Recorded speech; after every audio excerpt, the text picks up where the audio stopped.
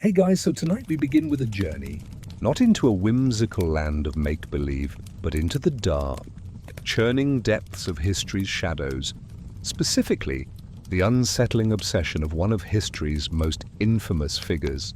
You might think you know about Hitler, the political tyrant, the warmonger, but beneath that brutal facade pulsed a mind steeped in the bizarre, the mystical, and the deeply occult. Forget the sanitized history books for a moment. We're peeling back the layers to reveal a world far stranger than fiction.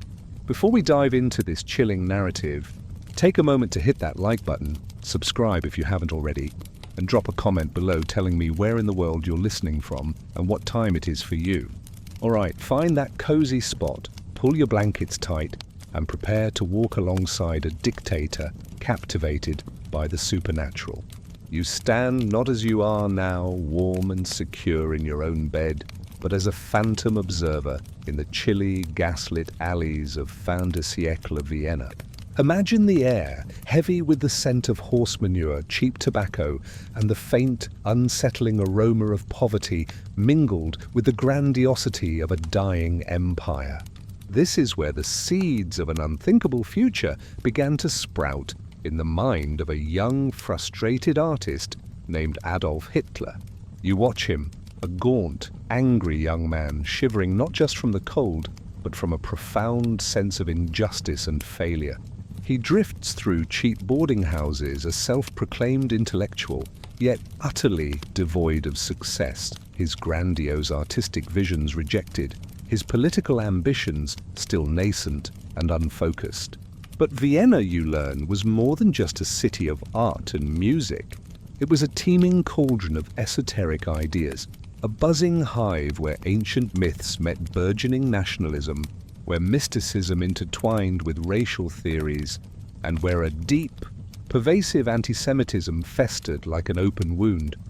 You might imagine Hitler as simply a product of his time, a man shaped by the economic turmoil and social anxieties of post-World War I Germany, but his formative years in Vienna prior to the Great War were steeped in a very particular kind of intellectual poison. Think of yourself as an invisible companion, following him as he haunts the musty reading rooms of the Hofburg Library, not poring over classical literature or political theory, but instead devouring obscure pamphlets, cheaply printed journals and esoteric texts. The lamplight flickers, casting long, dancing shadows on the pages as his eyes, already burning with a feverish intensity, scan paragraphs laden with arcane symbols, pseudo-scientific racial hierarchies and dark prophecies. He's not reading for pleasure. He's seeking answers, seeking meaning, seeking justification for his simmering rage. You can almost feel the chill emanating from the pages, the cold touch of a philosophy that promises power to the dispossessed, a divine right to those who feel wronged. Consider the figures who influenced him here, even indirectly. Guido von List, for example. You might never have heard of him, but in this shadowy world of Viennese occultism, List was a towering, if eccentric, figure. He was a self-proclaimed Armanist, convinced he was heir to an ancient Germanic priesthood, a master of runic lore. He published treatises on Armanen-Futag, a twisted interpretation of ancient runes, each imbued with magical properties, each screaming a message of racial purity and Aryan superiority. You can almost hear his words filtering through the pages Hitler devoured, painting a picture of a glorious, mystical Germanic past, a golden age shattered by Jewish conspiracies and foreign decadence. Imagine the resonance these ideas had with a young man searching for an identity, a purpose, a sense of belonging in a world that seemed to reject him. List promised an awakening, a return to a primordial, powerful Aryan spirituality that would sweep away the weak and impure. Then there was Lance von Liebenfels, a defrocked Cistercian monk whose Ostara magazine was a vile cesspool of racist and occultist ideas. You see Hitler hunched over a copy, its garish cover perhaps depicting an idealized Aryan hero, its pages filled with fantastical claims about the Ariosophists, a secret society descended from ancient Atlanteans, possessing superhuman powers, their bloodline pure, their destiny to rule. Lanz's doctrines were a perverse cocktail of Christian heresy, racial mysticism, and an apocalyptic vision where blonde-haired, blue-eyed godmen would rise to cleanse the world of dark races, particularly Jews, whom he demonized as ape men or Shandalas. You observe Hitler absorbing these grotesque fantasies, not as mere entertainment but as profound revealed truths. The sheer absurdity of these claims is lost on him, swallowed whole by his burgeoning paranoia and hunger for a scapegoat. The contrast with your own modern, rational understanding is stark. For you, these are fringe lunatics, but for Hitler, they were prophets, offering a seductive narrative that explained his failures and promised him a path to ultimate power. Feel the oppressive atmosphere of these intellectual dark corners. The conversations in dim cafes, hushed and conspiratorial, where men with wild eyes and tattered coats speak of hidden masters, cosmic energies, and the imminent rebirth of a chosen race. Hitler, a listener more than a speaker in these early days, drank it all in. He saw not just a political movement, but a spiritual crusade, a cosmic struggle between light and darkness, between the pure Aryan soul and the corrupting forces of the other. You realize that his virulent anti-Semitism wasn't just born of economic resentment or political opportunism.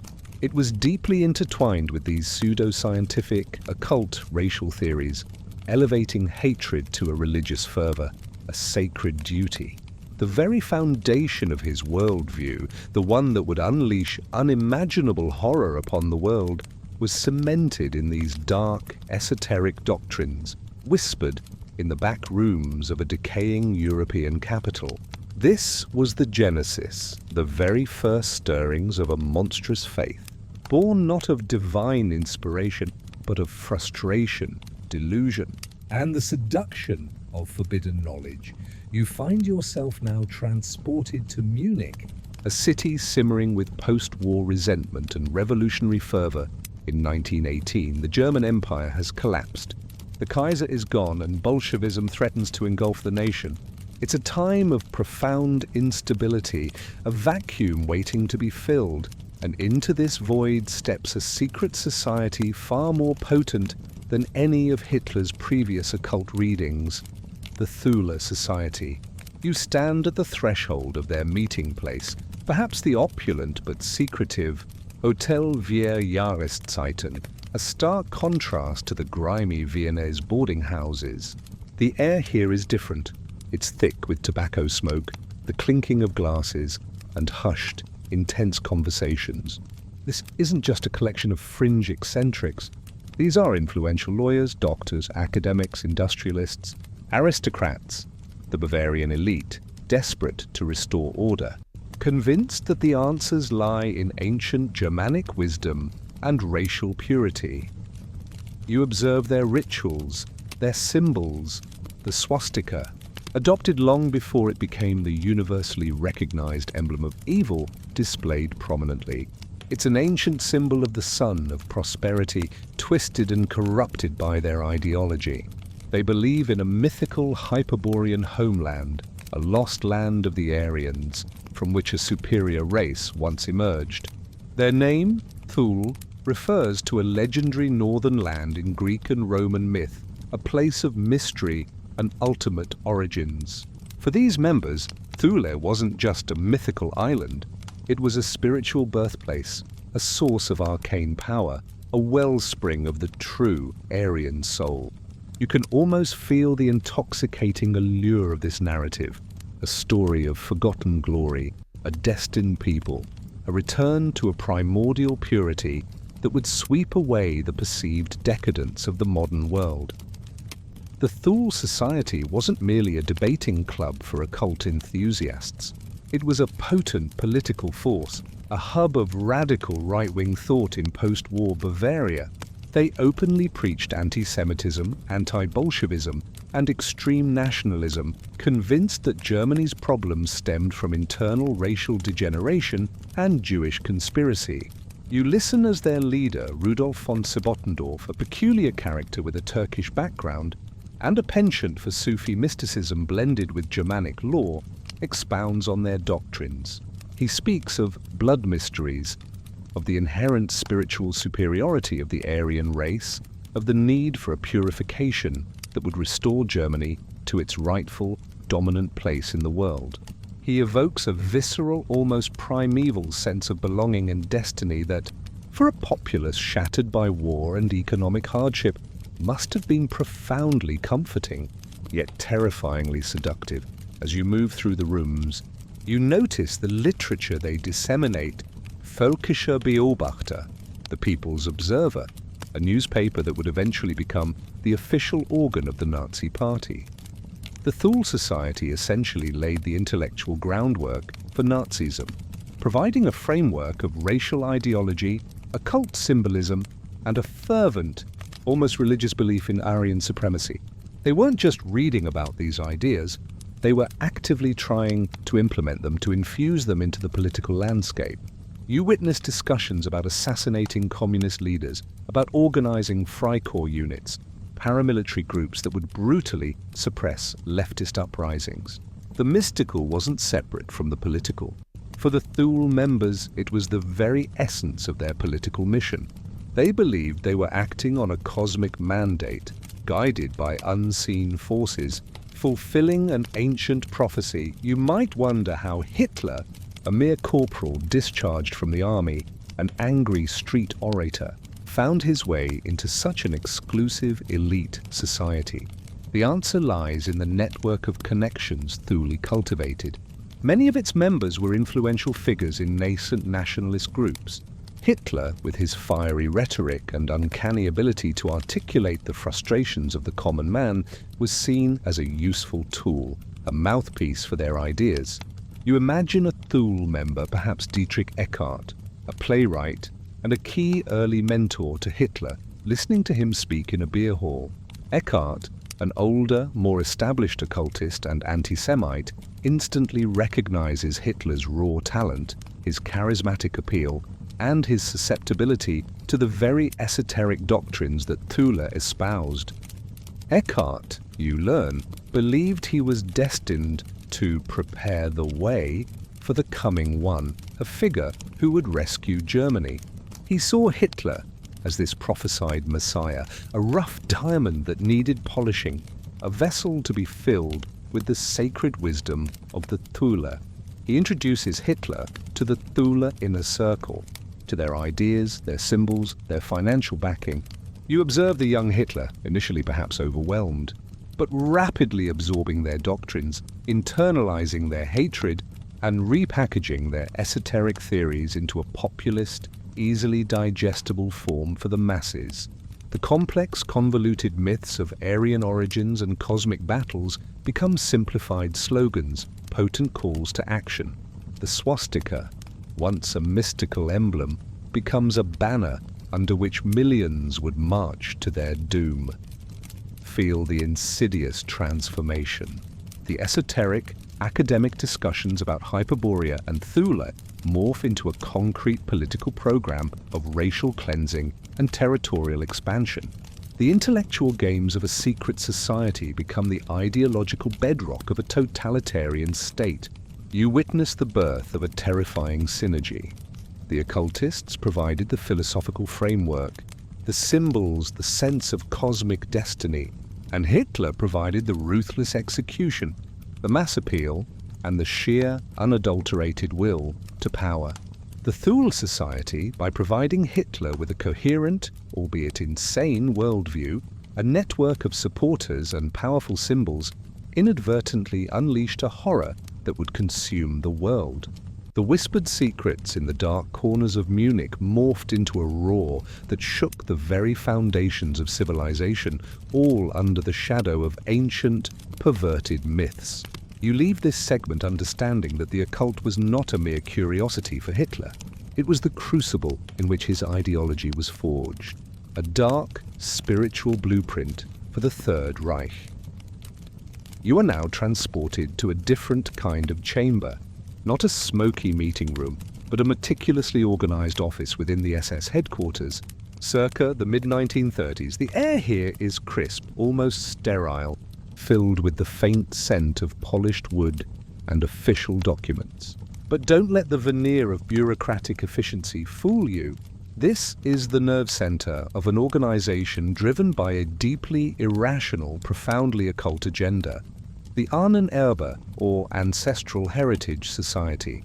You see its architect, Heinrich Himmler, head of the SS, a man of chilling meticulousness and fervent belief in the supernatural, poring over maps, archaeological reports, and obscure texts. He is the true engine behind the Ahnenerbe, Hitler's loyal executioner, and a man even more deeply immersed in a bizarre blend of racial mysticism and pseudo-science than Hitler himself.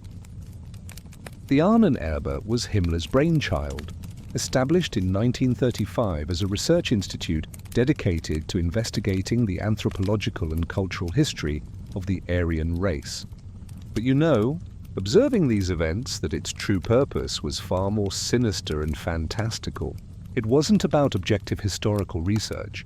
It was about inventing a glorious ancient past for the Aryan people, finding archaeological proof for Nazi racial theories, and unearthing artifacts of immense, perhaps even magical, power.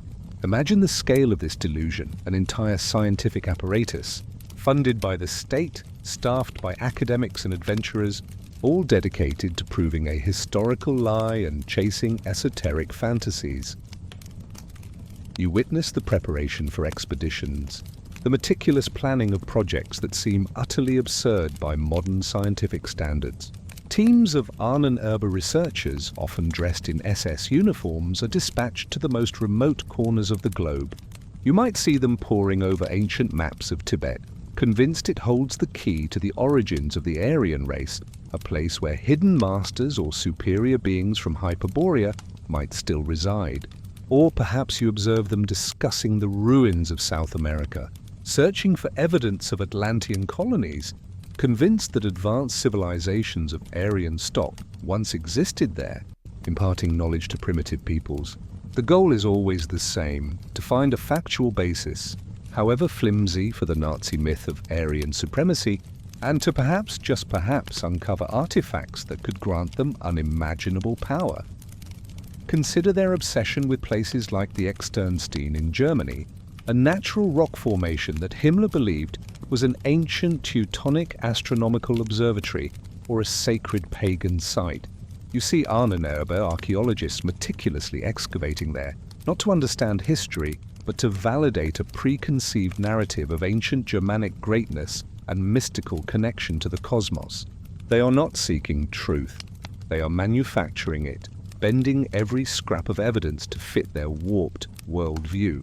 The very act of archaeological excavation, usually a pursuit of knowledge, becomes a political act, a spiritual quest for Himmler and his adherents. One of the most famous, or infamous, of their quests was for the Holy Grail. You might scoff, thinking of Indiana Jones, but for Himmler this was deadly serious. He believed the Grail was a real object, not a mere myth, possessing immense power, capable of bestowing invincibility or divine right upon its possessor. You follow the Ahnenerbe agents as they research medieval texts, connect with occultists and mystics, and even visit historical sites associated with the Grail legend. Imagine them at Montségur, the last bastion of the Cathars in southern France, a site steeped in esoteric lore and tales of hidden treasures. You can almost feel the cold mountain wind, the weight of centuries of secrets, as these men, driven by a perverse blend of pseudo-history and fanaticism, search for a mystical chalice. They are convinced that the Cathars, persecuted heretics, were guardians of ancient Aryan wisdom, and that the Grail, if found, would somehow validate their claims of racial purity and grant them divine favor. The irony, of course, is palpable. These men, who rejected Christianity as a Jewish invention and sought to revive pagan Germanic religions, were were simultaneously obsessed with Christian relics like the Grail. But for them, it wasn't about faith in Christ. It was about power. The Grail, if it existed, was simply another tool, another magical artifact to be exploited in their cosmic struggle. You observe them interviewing local villagers, sifting through ancient archives, their eyes gleaming with a manic determination, chasing whispers of ancient secrets. The search for the Grail was not a spiritual journey of redemption, but a brutal, calculated quest for dominance. The Ahnenerbe's expeditions to Tibet, in particular, reveal the depth of their delusion. You see photographs, perhaps in the files you are invisibly observing, of Ernst Schaffer's expedition in 1938-39. This wasn't just an anthropological survey. It was a desperate search for the mythical land of Shambhala or Agartha, subterranean cities supposedly inhabited by super beings who held the secrets of the universe, perhaps even the keys to the Aryan lineage. Himmler believed these hidden masters could impart ancient wisdom or even provide technological secrets to the Third Reich. You can almost feel the icy mountain air of the Himalayas, the sheer vastness of the landscape, as these German explorers, adorned with swastikas, navigate ancient monasteries and remote villages, asking questions about mythical kingdoms and spiritual powers. They collected artifacts, measured skulls, and even attempted to establish contact with local spiritual leaders, convinced that the answers to their racial origins and future dominance lay hidden in the remote monasteries of Tibet. You are witnessing a profound distortion of human endeavor. Academic research, archaeological exploration, and even spiritual questing, all twisted and perverted to serve a hateful ideology. The Ahnenerbe was a testament to the fact that when fanaticism takes hold, rationality is the first casualty. They pursued myths as if they were facts, believing that by unearthing ancient relics or validating fantastical theories, they could somehow tap into a cosmic power that would ensure the eternal triumph of the Third Reich. The image of SS officers meticulously measuring skulls in Tibet, or diligently searching for the Holy Grail in French mountains, stands as a chilling reminder of how deeply Hitler's, and especially Himmler's, regime was entwined with a dark, occult vision of the world, a vision you are now seeing unfold before your eyes. You are no longer a distant observer, but almost feel the cold, hard reality of steel in your ghostly grasp. As you are drawn to a specific artifact, one that captivated Hitler for decades, the Spear of Destiny. Imagine yourself in the Hofburg Palace Museum in Vienna, not as it is today, a tourist attraction, but as it was in the tumultuous years leading up to World War II. The air is heavy with the scent of old wood, velvet, and the dust of centuries. You stand before a glass case, and within it, resting on a crimson cushion, lies an unassuming, rather rusty iron spearhead, roughly 11 inches long, fastened to a short crossbar with silver wire.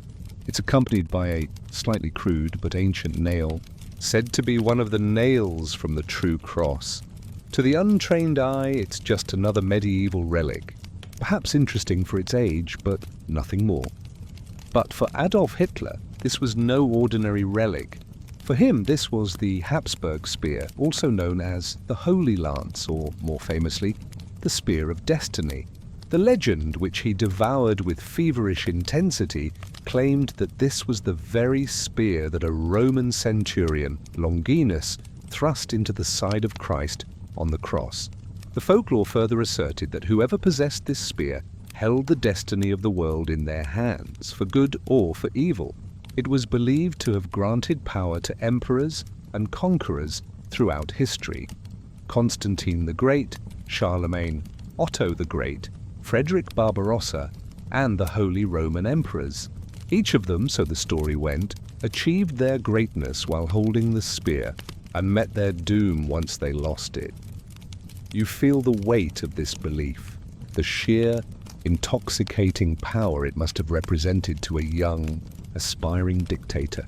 Hitler first saw the spear during his impoverished years in Vienna, wandering the halls of the Hofburg, seeking solace and inspiration from the remnants of imperial glory. You imagine him standing there, a gaunt, angry young man, gazing at the spear, his eyes wide with a mixture of awe and avarice. He later recounted that the first time he saw it, he felt a profound spiritual connection, a sudden, almost mystical revelation. The museum, the spear, the history of empire, all coalesced into a potent symbol of power and destiny. He didn't just see a piece of metal, he saw the embodiment of divine right, an instrument capable of reshaping the world. He came back to gaze at it repeatedly, drawn to it like a moth to a flame. You can almost hear his internal monologue, the whispers of grandeur and absolute control. If this spear truly held such power, if it could grant dominion to those who possessed it, then it must belong to him, to Germany, to the Aryan race. The thought, initially a fantasy, slowly solidified into an unshakable conviction, a driving force. The spear became an object of almost religious reverence, a physical manifestation of the ultimate power he craved. Fast forward to 1938. The Anschluss, the annexation of Austria, is complete. You witness the jubilation, the parades, the crushing of dissent. But for Hitler, amidst the roar of the crowds and the triumph of political conquest, there was another, more personal victory. One of the first things he did after securing Vienna was to order the transfer of the Spear of Destiny from the Hofburg Palace Museum to Nuremberg, the spiritual capital of the Nazi Party. You see the SS guards, rigid and solemn, escorting the precious relic. It's not just an act of historical appropriation. It's a symbolic act of immense significance, a declaration to the world and to himself that he now possessed the key to destiny. He believed with every fiber of his being that with the spear in his possession, his triumph was assured, his empire invincible. The spear was not hidden away. It was displayed for a time in a specially constructed shrine in St. Catherine's Church in Nuremberg, almost like a holy icon. You imagine the propaganda machine churning, portraying Hitler, not just as a political leader, but as a divinely chosen figure, destined to wield this ancient artifact and shape the future of mankind. The legend of the spear intertwined perfectly with his burgeoning mythos, feeding the delusion of a 1,000-year Reich. It was another layer in the elaborate tapestry of occult belief that undergirded his regime, giving a veneer of ancient mystical legitimacy to his brutal ambition. As the war turned, as the tide began to shift against the Third Reich, the spear's fate became entwined with the regime's own desperate struggles. You see it moved again, hidden in deep bunkers and bomb shelters in Nuremberg, zealously guarded. The belief in its power never wavered, even as cities crumbled and armies retreated. The very thought of losing the spear, of it falling into enemy hands, was a terrifying prospect for Hitler and his inner circle. It was not just a relic. It was a psychological anchor, a potent symbol of their supposed cosmic mandate. Then comes the dramatic conclusion to its wartime journey. You are there, in the closing days of the war, amidst the rubble and chaos of a defeated Nuremberg. On April 30th and 45, coincidentally, the very day Hitler committed suicide in his Berlin bunker, American forces under General Patton finally located the secret vault where the Spear of Destiny was hidden. You see the soldiers, perhaps unaware of the immense occult significance this object held for their enemy, retrieving it. The spear, the object that Hitler believed would guarantee his ultimate victory, passed out of German hands forever. The irony, the profound, chilling coincidence of these two events, Hitler's death and the loss of the spear, on the very same day, would not have been lost on a man so steeped in magical thinking. For those who believed the legend, it was the ultimate proof. The man who possessed the spear held destiny, and the moment he lost it, his destiny and that of his empire was irrevocably sealed. You stand back watching the American soldiers take the spear, and you feel the immense weight of centuries of belief, of ambition, of power.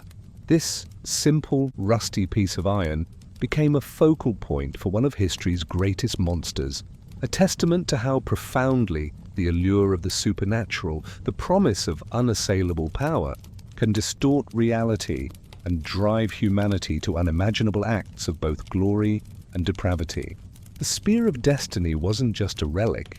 It was a potent psychological trigger, a dark mirror reflecting Hitler's deepest, most dangerous desires. You are now ushered into a space that feels both sacred and chillingly artificial. The heart of the SS, specifically the offices and personal quarters of Heinrich Himmler. Circa the mid-1930s, the air here is heavy with an almost ceremonial seriousness, a manufactured solemnity. You see the elaborate SS daggers, the polished boots, the rigid postures of the men, all part of a carefully constructed aesthetic of power and ancient warrior mystique. But look deeper beyond the uniforms and the outward displays of military discipline, and you'll discover an undercurrent of bizarre, deeply ingrained occult belief that permeated the very core of Himmler's elite organization. At the center of this particular brand of SS mysticism stood a figure so outlandish, so utterly delusional, that his influence on the Nazi regime remains one of its most peculiar and unsettling footnotes. Karl Maria Willigut, or as he preferred to be known, Weisthor. Imagine Willigut, a man with a flowing white beard and wild eyes, dressed in an SS uniform, yet looking more like a pagan priest or an ancient sage. You observe Himmler, typically cold and rational in his brutality, listening with rapt attention to Willigut's fantastical pronouncements. Willigut claimed to be the direct descendant of ancient Germanic kings, a living link to a glorious forgotten past. He asserted that he possessed ancestral memories, passed down through his bloodline for thousands of years, allowing him to recall the true, esoteric history of the Germanic peoples, a history far older and more mystical than anything academic scholars dared to imagine. He believed that traditional Germanic mythology, including the Eddas, was a corrupted version of an earlier, more profound Ermanist religion, which he alone had access to through his ancestral memory. You hear his stories, recounting a primordial Germanic culture that predated Christianity by thousands of years, a race of giants and gods living in a technologically advanced, spiritually pure golden age. He spoke of Wotanism, an ancient Germanic religion centered around a solar cult, which he claimed was the true Aryan faith. He revealed the existence of a secret Ermanist rune script distinct from the traditional runes and a hidden calendar system. His pronouncements were a bizarre cocktail of Germanic paganism, ancient folklore, and outright delusion, yet Himmler, yearning for a mystical justification for the SS and the Third Reich, swallowed it whole. Himmler, you understand, viewed the SS not merely as a military or police force, but as a new spiritual order, a modern-day Teutonic knighthood, destined to usher in a new Aryan age. He sought to replace Christianity, which he saw as a weak Jewish religion, with a revived pagan Germanic faith, a warrior cult centered around loyalty, racial purity, and ancestral worship. And in Willigut, he found his spiritual guru, his personal oracle, the man who could provide the ancient traditions, the sacred symbols, and the mythical narratives to underpin this new SS religion. You observe how Willigut's influence permeated the SS. He designed SS rings, the Totenkopf ring or Death's Head ring, and daggers, imbuing them with his unique runic symbolism, believed to grant protection and power to the wearer. He redesigned the SS Totenkopf, skull and crossbones emblem itself, supposedly based on ancient Ermanist symbols. The SS became saturated with Willigut's pseudo-history and runic lore. You see SS officers, from the lowest ranks to the highest, wearing these symbols, believing them to be imbued with ancient Aryan magic, connecting them to a glorious, mythical past and a powerful destined future. Himmler even appointed Willigut as head of the Department for Pre- and Early History within the SS Race and Settlement Main Office, and later as a section chief within the Ahnenerbe. You realize that this wasn't just a fringe element, this was state-sponsored occultism. Willigut was responsible for designing ceremonial sites, such as the famous Wewelsburg Castle, which Himmler envisioned as the spiritual center of the SS, a sort of black Camelot for his chosen knights. You imagine Willigut walking through the drafty halls of Wewelsburg, gesturing grandly, explaining how the castle's layout and symbolism reflected ancient Erminist wisdom, how its foundations were laid on sacred ground, and how its rituals would awaken the latent Aryan spirit. The ritualistic aspects of the SS, which you would witness firsthand if you were present, were deeply influenced by Willigut. Himmler sought to replace Christian holidays with pagan festivals, celebrating solstices and ancient Germanic feasts. These ceremonies, often held at places like Wewelsburg or sacred groves chosen by the Ahnenerbe, were intended to forge a new collective consciousness, to bind the SS members together, not just by oath, but by a shared, mystical understanding of their racial destiny. You see the torchlit processions, the chanting, the solemn oaths sworn in the name of ancient gods and ancestral spirits. It's a chilling spectacle, a perverse inversion of religious devotion, all in service of a genocidal ideology.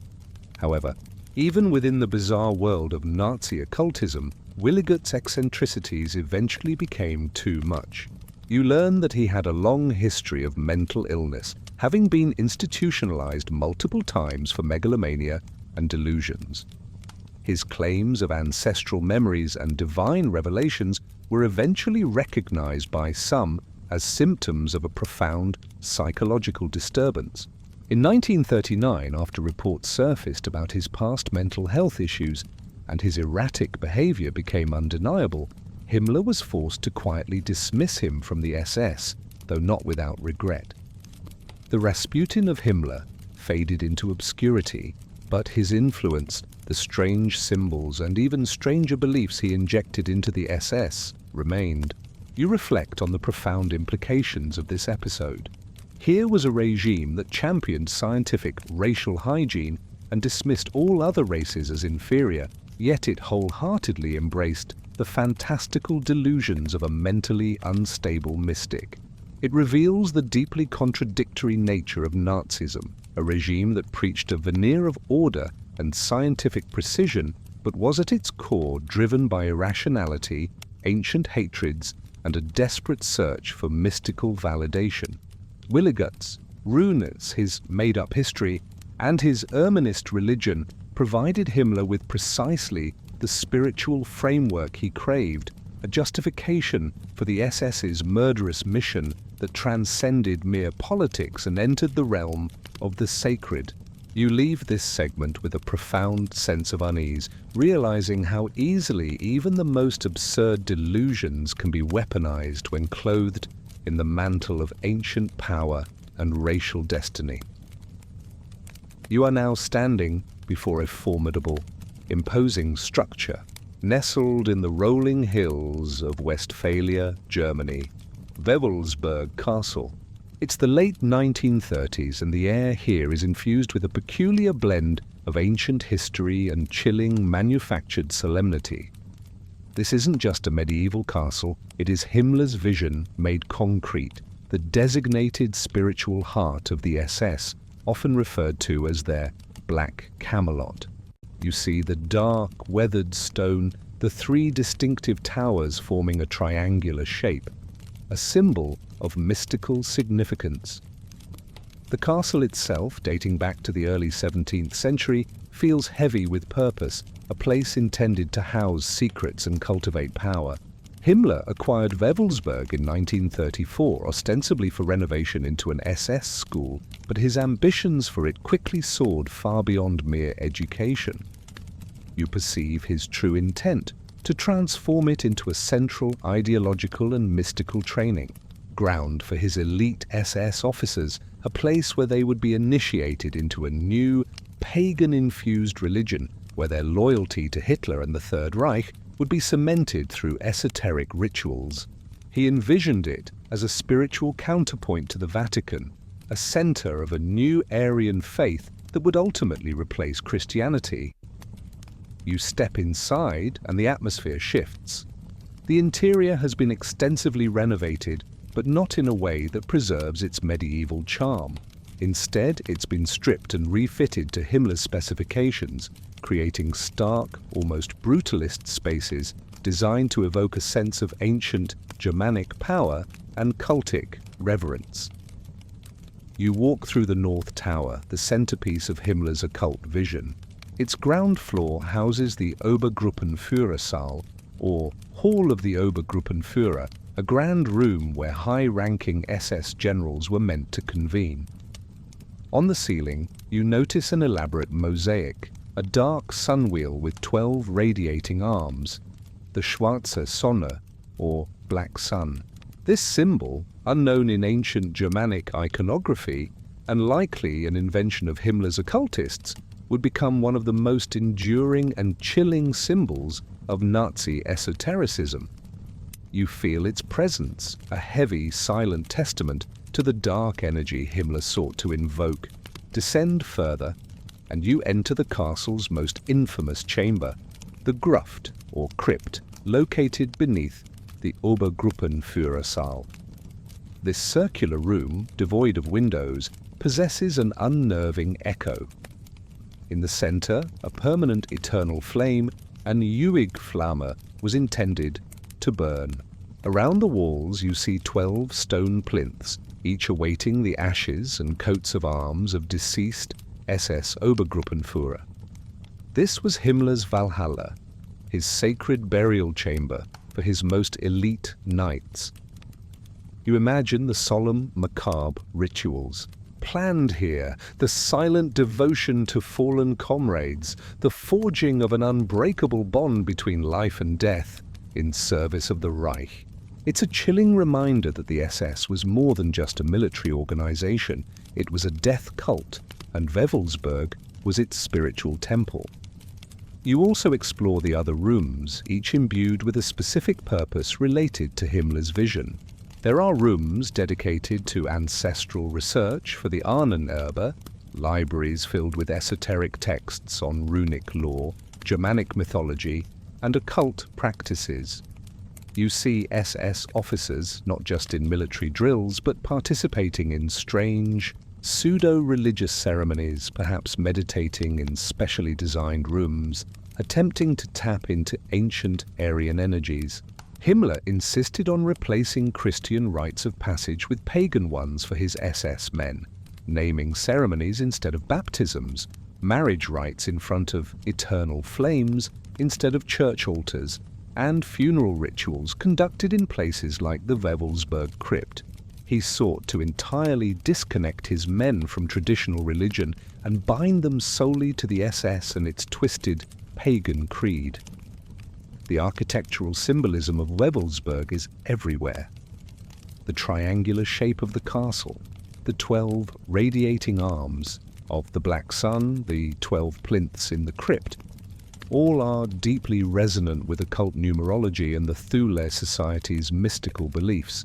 The number 12, in particular, was seen as sacred, representing the 12 apostles, the 12 knights of the Round Table, and in Himmler's vision, the 12 original SS Obergruppenführer who would form his inner circle of Aryan warrior priests. You feel the deliberate construction of a mythos, a carefully engineered spiritual landscape designed to instill absolute loyalty and an unshakable belief in the SS's divine mission. The surrounding area of Wewelsburg was also part of Himmler's grand plan. He intended to create a vast circular SS city around the castle, a sort of new holy city for the Aryan race. You see detailed architectural plans for this futuristic, yet ancient-looking complex, complete with SS training academies, housing for SS families, and ceremonial grounds. The scale of the ambition is breathtaking in its delusion. reflecting the depths of Himmler's commitment to his occult vision.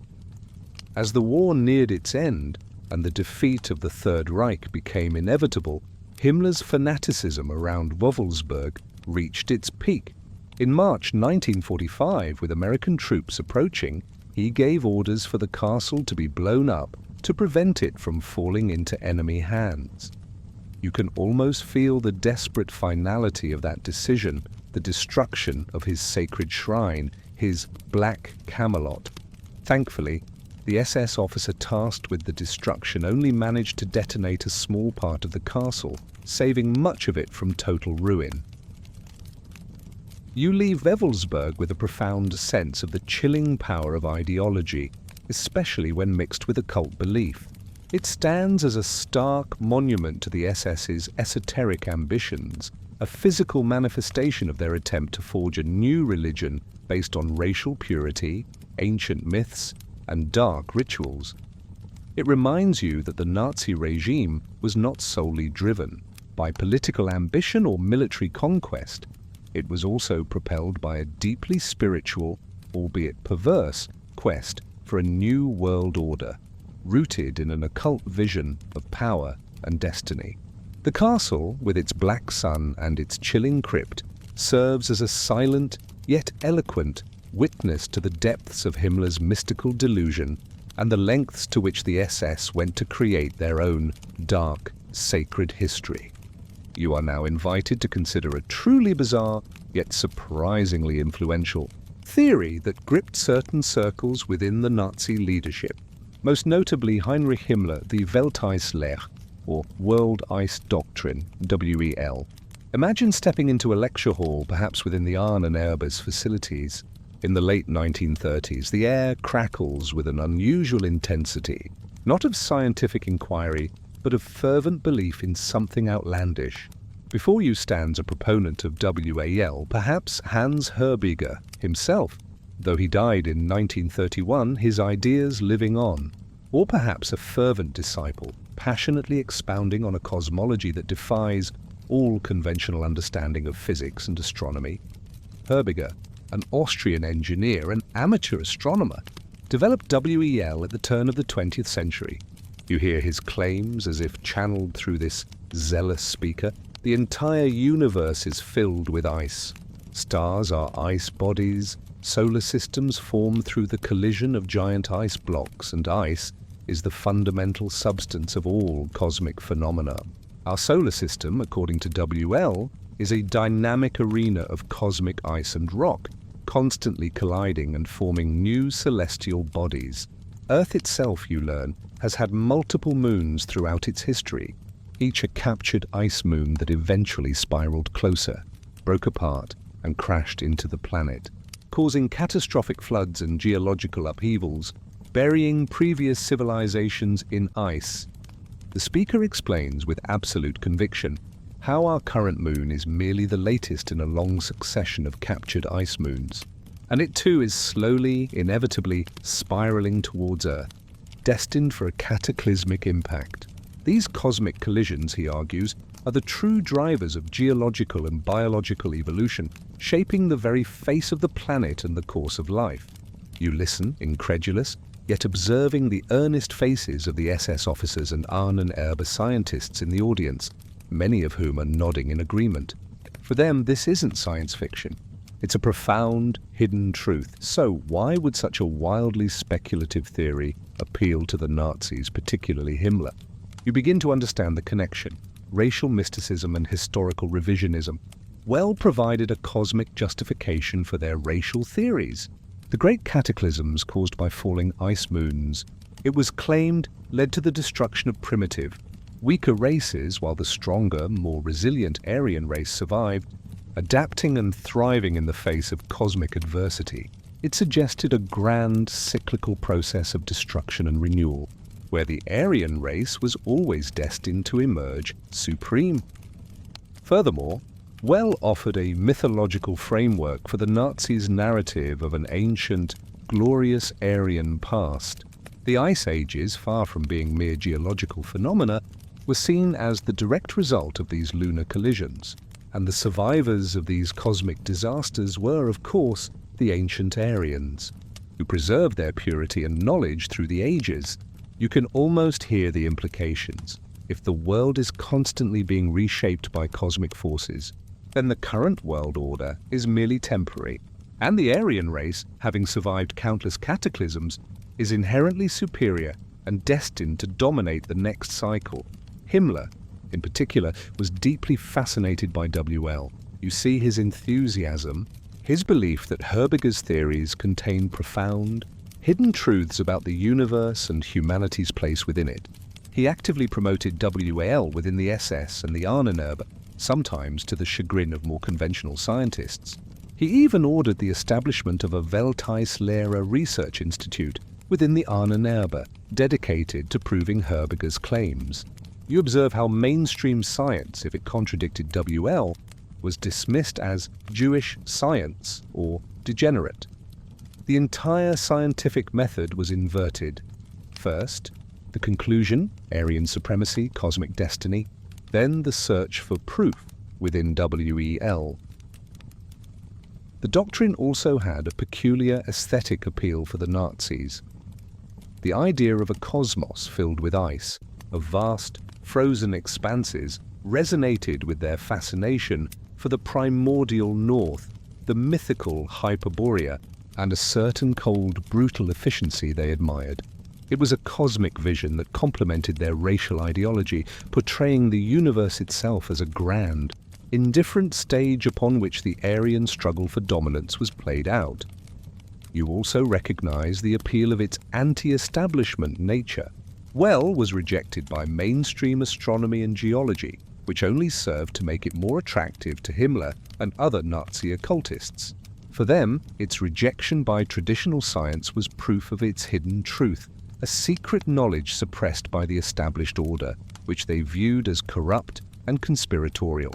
It fed into their paranoia and their desire to overturn all existing norms. As you step away from this fantastical lecture, you are struck by the profound absurdity of it all. An entire branch of pseudo-science devoted to an engineer's ice-filled cosmology, embraced by the highest echelons of a modern industrialized state, all to provide a cosmic justification for mass murder and conquest. The World Ice Doctrine stands as a testament to the Nazi regime's unparalleled capacity for delusion, their willingness to abandon all reason in pursuit of a fabricated history and a mythological destiny. You realize that Hitler and Himmler didn't just twist existing ideologies, they embraced entirely new, utterly bizarre cosmologies to fuel their madness, creating a terrifying tapestry where science, myth, and hatred were inextricably interwoven, all under the chilling light of imaginary ice moons. You are now immersed in a world of whispers, charts, and cryptic predictions, a stark contrast to the scientific aspirations of the Ahnenerbe. We're delving into the realm of astrology and prophecy, a hidden current that ran surprisingly deep within the Nazi regime, despite its outward dismissals. Imagine yourself in the late 1930s or early 1940s observing the highest echelons of power. You might find a high-ranking official, perhaps even Hitler's deputy Rudolf Hess, secretly consulting an astrologer, their belief in the alignment of stars and planets overriding all rational judgment. The air is thick with a desperate yearning for certainty, a need to know the future, especially as the fortunes of war began to waver. Hitler himself, while often publicly dismissive of astrology, privately harbored a profound fascination with it and was certainly influenced by its proponents. He considered himself a man of destiny, a chosen one, and astrological predictions often seemed to confirm this belief, feeding his megalomania. You recall his early days, his belief in a grand, fated mission. Astrology, with its promises of revealing one's destiny and the course of nations, would have been an irresistible temptation. Consider the notorious astrologer Erik Jan Hanussen, a self-proclaimed clairvoyant, mentalist, and prophet of Jewish descent, who tragically became a victim of the regime he tried to serve. In the early 1930s, Hanussen was a celebrity in Berlin, known for his lavish shows and uncanny predictions. You envision him in a dimly lit room, perhaps a smoke-filled salon, entertaining a captivated audience of influential figures, including some connected to the nascent Nazi Party. He claimed to have an almost supernatural ability to read minds and foresee future events. He made a name for himself by predicting the Reichstag fire in February 1933, just days before it happened, a prediction that many historians now believe he might have had a hand in orchestrating, or at least had insider knowledge of. Hitler was reportedly fascinated by Hanussen, perhaps seeing in him a reflection of his own desire to control fate and manipulate belief.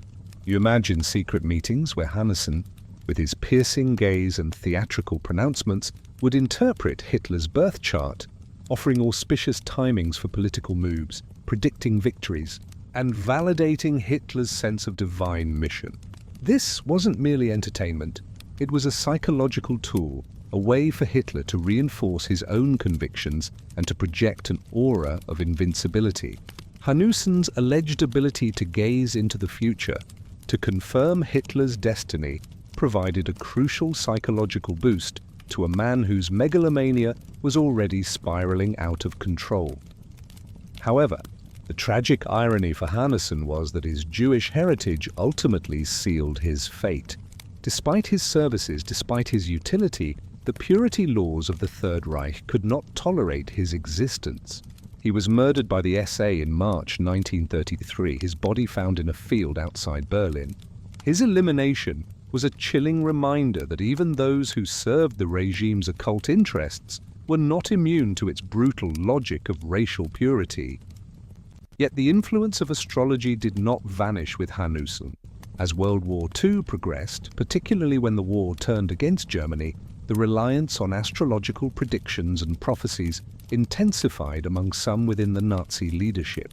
You witness frantic attempts to consult new astrologers, to decipher ancient texts, to find any glimmer of hope, any sign of a favorable shift in the cosmic alignment. Joseph Goebbels, the Minister of Propaganda, for instance, became obsessed with the prophecies of Nostradamus, attempting to interpret them as foretelling Hitler's ultimate victory. He even ordered the production of propaganda leaflets filled with distorted Nostradamus quatrains, distributed to demoralize the Allied forces by suggesting their defeat was preordained. You might see German intelligence services actively engaging in astrological warfare, employing their own astrologers to create fake horoscopes for Allied leaders, attempting to sow discord or influence their decisions through subtle psychological manipulation.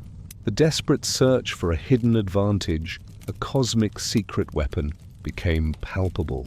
The sheer scale of resources dedicated to these endeavors, even in the midst of a devastating war, speaks volumes about the deep-seated belief in the supernatural that permeated parts of the regime. The most famous, and perhaps most direct, intervention of astrology in the highest echelons of the Nazi regime came with Rudolf Hess, Hitler's loyal deputy. You recall the shocking event of May 10, 1941, when Hess, without Hitler's explicit approval, flew solo to Scotland, attempting to negotiate a peace treaty with Britain. What motivated this audacious, almost suicidal mission?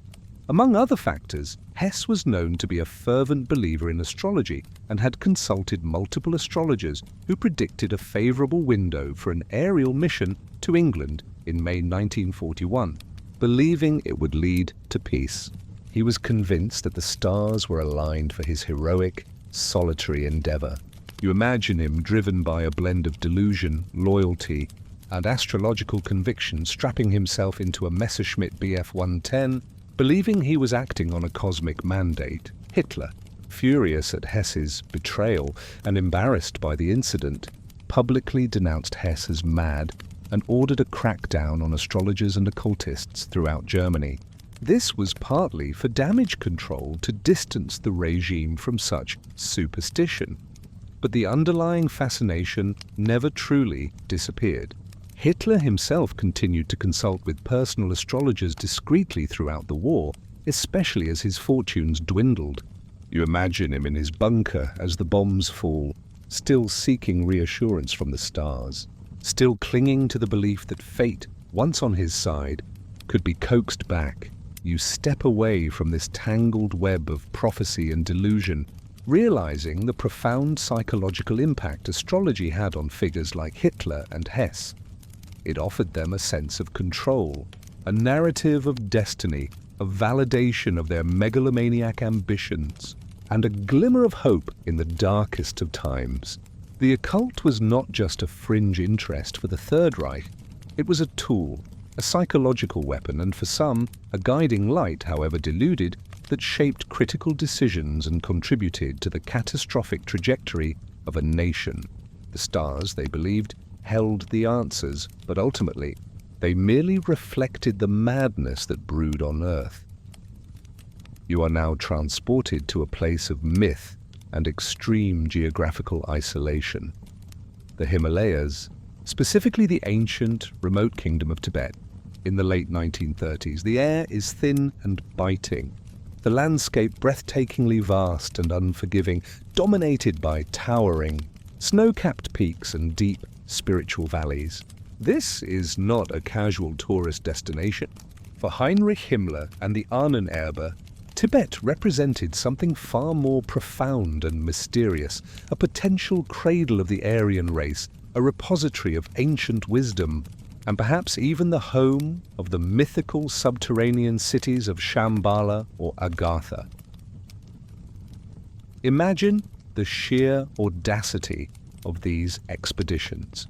While the world teetered on the brink of war, Himmler dispatched teams of SS-affiliated scientists and adventurers to one of the most inaccessible places on Earth.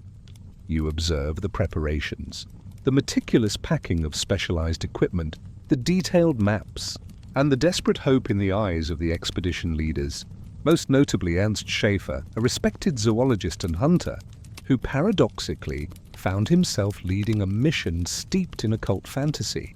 Schaefer's first Tibetan expedition in 1934-36 was ostensibly for scientific research, but his 1938-39 expedition, under the direct patronage of Himmler and the Ahnenerbe, had a far more sinister and mystical agenda. You see Schaefer and his team, dressed in their expedition gear, emblazoned with swastikas, navigating treacherous mountain passes, enduring extreme cold and harsh conditions. They are not merely collecting plant and animal specimens, they are searching for evidence of the Nordic Aryan origins of the Tibetan people, convinced that a lost branch of the Aryan race had migrated to Tibet millennia ago, preserving their purity and ancient knowledge. You might witness them meticulously measuring skulls, taking anthropological notes, attempting to draw spurious connections between facial features and their preconceived racial theories. The scientific veneer is paper-thin, barely concealing the underlying racist and occult agenda. But the deeper, more profound quest for Himmler and his inner circle was the search for Shambhala or Agartha. You hear the whispers of these mythical cities, ancient legends from Buddhist and Hindu traditions, describing hidden kingdoms beneath the earth, inhabited by enlightened masters who possessed advanced spiritual and even technological knowledge. For the Ahnenerbe, these were not just myths. They were real places, potential sources of unimaginable power. They believed that these hidden masters held the keys to the Aryan lineage, to secret technologies, and to a forgotten cosmic wisdom that could grant the Third Reich ultimate dominion. You envision Schaefer's team making contact with local Tibetan officials and lamas, navigating the complex religious and political landscape of a fiercely independent nation. They asked probing questions about ancient prophecies, about subterranean passages, about mysterious beings and their hidden realms. You can almost feel the cultural clash, the ancient, spiritual world of Tibet confronting the aggressive, pseudo-scientific quest of the Nazis, each side incomprehensible to the other, yet locked in a strange, uneasy encounter. The Tibetan people, largely unaware of the full scope of Nazi ideology, perhaps viewed them with a mixture of curiosity and suspicion, these strange Europeans searching for ancient secrets. The Ahnenerbe's fascination with Tibet also stemmed from the Thule Society's earlier beliefs, particularly those promoted by Karl Haushofer, a German geographer and geopolitician who heavily influenced Hitler's concept of Lebensraum. Haushofer, who spent time in Asia, was reportedly exposed to various esoteric doctrines and notions of secret societies in the East. While not directly a member of the Thule Society, his ideas resonated with their belief in hidden wisdom and ancient origins. He spoke of a vril force, a cosmic energy that, according to some occultists, could be accessed through meditation and contact with these hidden masters in places like Tibet. You see the team collecting not just scientific data, but also cultural artifacts, ancient texts, and even human remains, all to be brought back to Germany for analysis by the Ahnenerbe. The goal was to find any scrap of evidence, however convoluted, to support the narrative of a superior Aryan race and its ancient, mystical roots. The expeditions were not just about geographical exploration. They were spiritual pilgrimages for the Nazi elite, a desperate attempt to tap into a cosmic power that they believed would guarantee their 1,000-year Reich. The very notion of Aryan was distorted by the Nazis. In its original linguistic context, Aryan referred to ancient Indo-Iranian peoples, but for the Nazis it became a racial term, synonymous with a pure, superior Germanic lineage. Their search in Tibet was an attempt to retroactively validate this invented racial purity by connecting it to ancient, mythical origins in the East. They sought to trace the migration of these Aryans from their supposed Hyperborean homeland through Asia and eventually to Germany, establishing a glorious, unbroken lineage of spiritual and racial supremacy. You reflect on the utter futility and profound delusion of this quest. While the Third Reich collapsed in fire and ruin, the hidden masters of Shambhala, if they existed, remained undisturbed. The scientific findings of the Scharfer expedition, stripped of their racist interpretations, were largely unremarkable in their true scientific value, dwarfed by the immense cost and effort. Yet the story of the Nazi expeditions to Tibet continues to captivate, contributing to the enduring myths of secret Nazi bases and hidden esoteric knowledge that persist to this day. You leave the icy peaks of the Himalayas, pondering the desperate human need for external validation, especially when divorced from reason and morality. For Himmler and the Ahnenerbe, Tibet was not just a place on a map. It was a sacred landscape, a final frontier in their quest for ultimate power, a place where they hoped to unlock the secrets of an ancient, cosmic destiny. This chilling expedition stands as a stark reminder of how far an ideology twisted by occult belief and racial hatred can drive men in their search for a mythical past and an impossible future.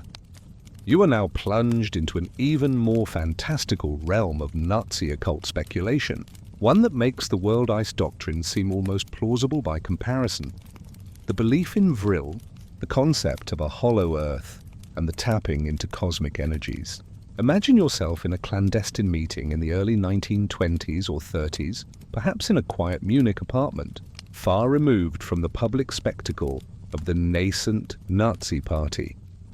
The air is thick with a sense of secrecy and shared esoteric knowledge. Here, small groups of occultists and proto-Nazis whisper about ancient civilizations, hidden powers, and the very fabric of the cosmos, all interconnected in a grand conspiratorial tapestry. The central concept you encounter is Vril. This term didn't originate with the Nazis. It comes from an 1871 science fiction novel by Edward Bulwer Lytton, The Coming Race. In the novel, a subterranean race called the Vrilya possesses a powerful, all-pervading energy force called Vril, which they use for everything from healing and levitation to destruction. You witness how this fictional concept was eagerly seized upon by German occultists and secret societies like the Thule and a rumored Vril Society. For them, Vril wasn't fiction. It was a real latent cosmic energy, a force of nature that could be harnessed for ultimate power. You hear discussions about how this Vril energy is supposedly derived from the Black Sun, a mystical symbol you encountered at Wewelsburg, believed to be a central sun located within the Earth or in a distant cosmos. This Black Sun was not a physical object, but an energetic source, a hidden wellspring of power that could grant unimaginable abilities to those who knew how to tap into it. The quest for Vril was, for these individuals, a quest for godlike power, a way to transcend human limitations and achieve absolute control. This brings you to the truly mind-bending idea of the hollow Earth. You hear theories being expounded with earnest conviction that the Earth is not a solid sphere but is in fact hollow, with a central sun and an inner surface inhabited by advanced beings. Some variations claimed that the entrances to this inner world were located at the poles or in specific, remote mountain ranges. You imagine the thrill of this secret knowledge, the sense of being privy to a truth hidden from the ignorant masses. For these occultists, the hollow Earth wasn't just a geographical oddity. It was a sanctuary for ancient, superior races, perhaps the original Aryans, who had retreated there millennia ago to escape surface cataclysms. They were believed to possess the Vril force and to guard ancient wisdom. The Vril Society, a rumored offshoot or closely related group to the Thule Society, is often cited in these discussions. While historical evidence for a formally structured Vril society is sparse and much of its legend comes from post-war conspiracy theories, the ideas it represents certainly permeated early Nazi occult circles. You observe conversations where members speak of attempting to make contact with these hidden masters of the inner earth or the mythical Hyperborean ancestors, seeking their guidance and their knowledge of Vril. The goal was to secure this power for the Aryan race, to unleash it against their enemies, and to establish a new, technologically and spiritually advanced world order. Imagine the technological implications that were dreamt of. Flying saucers powered by Vril, anti-gravity devices, energy weapons, all derived from this hidden cosmic force. You realize that this was not just spiritual mysticism. It was also a form of pseudo-science, a desperate attempt to find shortcuts to technological superiority through occult means. The line between myth and technology, between spiritual power and scientific advancement, became utterly blurred in these discussions. The obsession with cosmic energies also connected to other esoteric concepts like the world ice doctrine. If the universe was a dynamic interplay of cosmic ice and fire, then understanding and harnessing these fundamental energies was paramount. You hear talk of ley lines, of sacred geographical points where these energies converge, and of ancient monuments built by Atlanteans or Hyperboreans to channel these forces. These sites, often located in Germany or in ancestral lands, became focal points for ritual and experimentation. Hitler himself, though perhaps less directly involved in the minutiae of hollow earth theories, was certainly aware of and influenced by the broader themes of cosmic energy and hidden power. His belief in destiny, in a chosen race, and in a cosmic struggle between light and darkness resonated deeply with these occult narratives. The idea that his movement was tapping into ancient, universal forces gave him a profound sense of purpose and invincibility. It transformed the political struggle into a cosmic battle, where the stakes were not merely geopolitical, but truly universal. You reflect on the terrifying fusion of science fiction, ancient myth, and racial ideology that characterized these Vril and hollow earth beliefs. It created a universe where the Aryan race was not just superior, but possessed a divine right to access and wield ultimate cosmic power. The fantasy of a hidden super race, of a limitless energy source, and of a secret inner world provided a powerful psychological escape for a nation reeling from defeat and a people hungry for a narrative of greatness. As you step away from these clandestine discussions, You carry with you the chilling realization that these fantastical notions were not harmless curiosities. They fed into the core delusion of the Third Reich, convincing its leaders that they were on the cusp of unlocking powers that would make them invincible.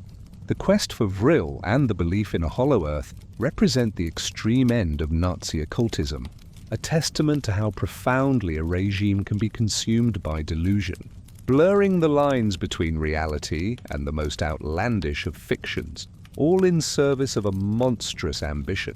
The whispers of Vril, once confined to pulp fiction, became a dark undercurrent in the minds of men who sought to control the destiny of nations, proving that sometimes the most dangerous beliefs are those that promise limitless power from the unseen depths.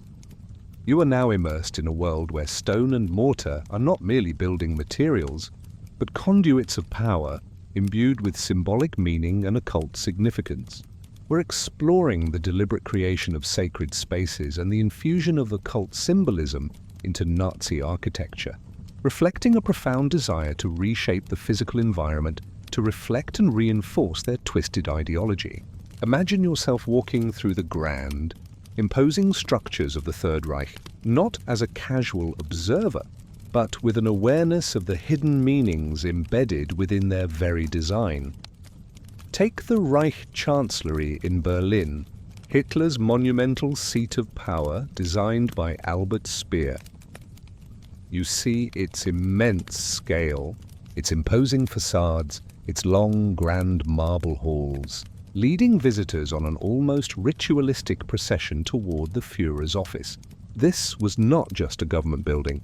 It was designed to overwhelm, to intimidate, to convey an almost divine authority. The very journey through its corridors was meant to reduce the visitor to insignificance, to instill a sense of awe and submission before the absolute power of the state and its leader. You notice the use of classicizing forms, evoking the grandeur of ancient Rome, an empire the Nazis explicitly sought to emulate, believing themselves to be the heirs to this glorious, powerful tradition. The architecture wasn't just aesthetic.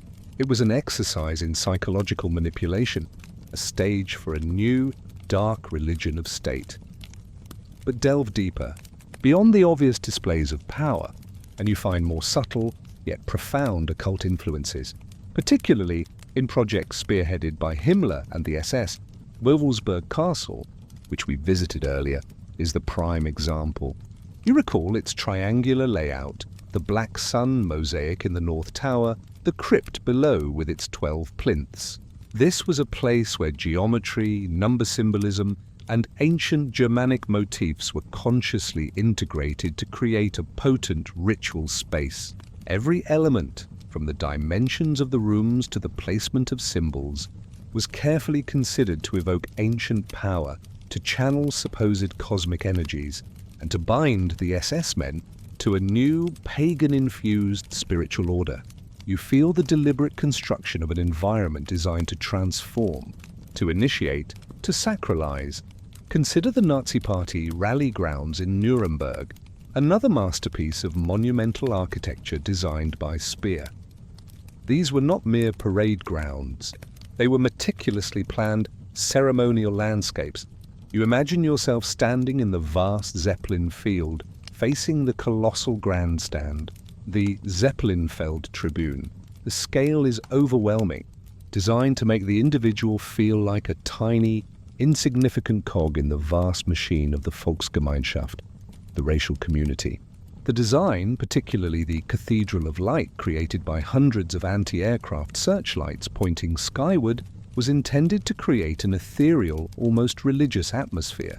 You see the columns of light piercing the night sky, forming a sacred enclosure, a modern Stonehenge where the masses worshipped their leader. This was an attempt to create a new form of mass ritual, a civic religion where Hitler was the high priest, and the rallies were pagan festivals of national unity and racial purity. The feeling of being subsumed, of individual identity dissolving into the collective fervor, is palpable. The very choice of Nuremberg as the site for these rallies was significant. It was seen as the spiritual heart of ancient Germany, a city rich in medieval history and Germanic folklore. The Nazis sought to reclaim and reappropriate this heritage, twisting it to fit their own narrative of racial destiny. You notice the conscious blending of ancient Germanic symbolism with modern totalitarian aesthetics. Eagles clutching swastikas, stylized runes integrated into architectural details, and a pervasive sense of timelessness meant to suggest the Reich's eternal dominion. Even in more mundane structures, the drive for symbolic meaning was evident. You might see discussions about the orientation of buildings, their relationship to celestial events like the solstices, reflecting the pagan revivalist tendencies within the SS. There was a desire to connect their architecture to the natural rhythms of the cosmos, to imbue it with an ancient, almost primordial power that transcended the ephemeral nature of political movements. The physical landscape itself was to become a testament to the eternal glory of the Aryan race. The concept of Blut und Boden, blood and soil, a key tenet of Nazi ideology emphasizing racial purity and a mystical connection to the land, also found expression in their architecture. The structures were designed to appear rooted, organic, and timeless, as if they had sprung naturally from the German earth, embodying the very essence of the Aryan spirit. You perceive a deliberate rejection of modern, internationalist styles in favor of a national, racially defined aesthetic. You realize that this wasn't simply about creating imposing buildings. It was about creating an environment that would subtly, yet profoundly, shape the consciousness of the population. The architecture was meant to instill awe, foster loyalty, suppress individuality, and reinforce the regime's claim to ancient legitimacy and cosmic destiny. It was a physical manifestation of their spiritual quest, a grand, theatrical stage upon which the drama of the Third Reich would unfold. As you step back from these grand, chilling structures, you are left with the understanding that for the Nazis, architecture was a powerful tool of propaganda and psychological control, but also a deeply symbolic expression of their occult worldview. The buildings they erected were not just monuments to power. They were sacred spaces, temples to a dark ideology, designed to resonate with ancient myths and to channel an imagined cosmic energy that would ensure the eternal triumph of the Aryan race. The stone and steel of the Third Reich whispered tales of hidden meaning, of ancient powers, and of a world where every line, every angle, every symbol was meant to serve a terrifying, ultimate purpose. You are now granted a rare and unsettling glimpse into the clandestine, ritualistic world of the SS, witnessing firsthand how Heinrich Himmler transformed his elite corps into a modern-day pagan order, a dark brotherhood bound by esoteric oaths and ancient-seeming ceremonies. Imagine yourself in the depths of Wewelsburg Castle, or perhaps in a secluded forest grove on the solstice.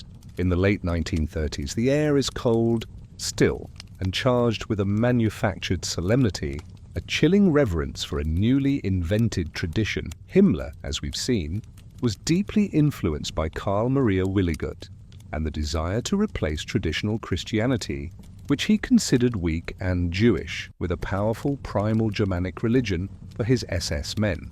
You observe him standing rigid and intense, overseeing these rituals.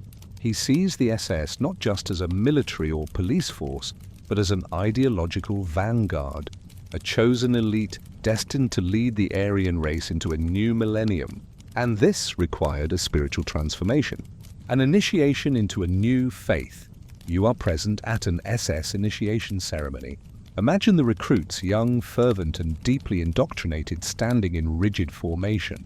The setting might be the crypt beneath the Black Sun Hall in Wewelsburg with its eternal flame, or a torchlit forest clearing. The atmosphere is deliberately archaic, designed to evoke ancient Germanic warrior rites. You hear the deep, resonant chanting, perhaps in Old German or a newly contrived ritualistic language. The oaths they swear are not just to Hitler as a political leader, but to an abstract ideal of the Aryan race, to the ancestral heritage, and to the sacred blood. The symbolism is pervasive. You see the runic letters, especially Williget's reinterpretations, displayed prominently. The Hakenkreuz swastika is everywhere, not just as a political emblem, but as a sacred sign of cosmic power. The Totenkopf, death's head, rings are bestowed not as mere trinkets, but as talismans, binding the wearer to a lineage of death and sacrifice for the Reich. These rings, personalized with the recipient's name and Himmler's signature, became powerful symbols of belonging to this elite, occult brotherhood. You feel the weight of these symbols, the dark significance they held for the initiates. Himmler's vision extended to every aspect of an SS man's life. You witness Himmler attempting to replace Christian rites of passage with pagan ceremonies. A marriage ceremony, for instance, might be conducted at Wewelsburg, with the couple pledging their vows before an eternal flame, symbolizing the everlasting purity of their Aryan bloodline, rather than in a church before a cross. Children born to SS families would undergo naming ceremonies instead of baptisms, dedicated to the ancestral spirits and the future of the Aryan race. Their names, often chosen from ancient Germanic sagas, the annual solstice celebrations, particularly the winter solstice, became important SS holidays. You imagine these grand, chilling spectacles, torchlit processions, bonfires, speeches extolling the virtues of ancient Germanic warriors and the triumph of light over darkness. These weren't mere cultural festivals. They were carefully orchestrated mass rituals designed to imbue the participants with a sense of collective identity, racial pride, and a deep, almost mystical connection to their supposed ancestors and the cosmic cycles. You can almost feel the collective fervor, the hypnotic power of shared belief. However warped, the SS itself was structured along the lines of a quasi-religious order, with Himmler at its head as the Reichsführer SS, acting as a kind of high priest. The officer corps was meant to be a knightly order, purified by racial selection and indoctrinated into this new belief system. You understand that the SS was not just an organization. It was an experiment in social engineering, an attempt to create a new kind of human being. The ultimate Aryan warrior mystic, completely devoid of empathy for inferior races, and utterly dedicated to the racial struggle. The training of SS recruits, beyond military drills, often included lectures on racial hygiene, Germanic history as rewritten by the Ahnenerbe, and esoteric subjects. You might overhear discussions about the importance of Nordic blood, the purity of the Aryan lineage, and the cosmic struggle against the forces of darkness, red, Jews, Slavs, and other undesirables. The intention was to strip away all pre-existing beliefs and replace them with a fanatical devotion to the SS ideology, a process of spiritual as well as physical conditioning. You realize that these rituals and initiations were more than just theatrical displays. They were powerful psychological tools designed to create an unbreakable bond among the SS members, isolating them from conventional society and embedding them within a closed, self-referential world of extreme belief. The shared secrets, the esoteric knowledge, the common rituals, all fostered a sense of belonging to an elite, chosen group destined for greatness and empowered by ancient, rediscovered truths. As you step away from these chilling ceremonies, you are struck by the profound, unsettling success of Himmler's vision. He managed to create a formidable, ruthless organization whose members were not just soldiers or bureaucrats, but fervent believers in a dark, pseudo-pagan religion. The SS rituals and occult initiations stand as a stark reminder of how deeply twisted spirituality can become when harnessed to a genocidal ideology. The making of this dark brotherhood, with its ancient symbols and new rituals, forged an instrument of terror whose fanaticism was rooted as much in arcane belief as in political ambition, leaving an indelible mark of darkness on the annals of history. You are drawn back to a specific, potent symbol, one that encapsulates much of the SS's esoteric ambitions and continues to resonate in dark corners of the modern world: the Black Sun, or Schwarze Sonne. Imagine yourself in the central hall of the North Tower at Wewelsburg Castle. The Obergruppenführersaal, in its intended pristine state in the late 1930s, you look up at the floor where Himmler had a large, dark green marble mosaic painstakingly installed. It is circular with 12 radiating arms like spokes emanating from a central golden disc. This is the Black Sun, and its presence here, in the spiritual heart of the SS, speaks volumes about its significance. This symbol, despite its modern-day association with Nazism and right-wing extremism, has no known ancient Germanic or Norse precedent. It is, in essence, a Nazi invention, or at least a highly stylized and reinterpreted esoteric symbol. You understand that it draws on various mystical traditions. The 12 spokes might reference the 12 members of Himmler's intended inner circle of SS Obergruppenführer, or perhaps the 12 tribes of Israel, inverted and perverted, or the 12 astrological houses, or even the 12 knightly virtues Himmler sought to instill in his SS. The concentric circles and radiating lines evoke a sense of immense power, of a central, hidden source of energy. The term Black Sun itself has esoteric roots in alchemy and occult philosophy. In alchemy, the Sol Niger, a black sun, symbolizes the first stage of the alchemical process. The Nigredo, representing putrefaction, dissolution, and the primordial chaos from which new life and transformation can emerge. For some occultists, it represents a hidden, anti-cosmic sun, an unseen source of energy, or a dark twin to our visible sun. You perceive how these vague, powerful, and mysterious associations would have appealed to Himmler and his occult advisors, who were desperate to find or create symbols that conveyed deep, ancient, and cosmic power for their new religion.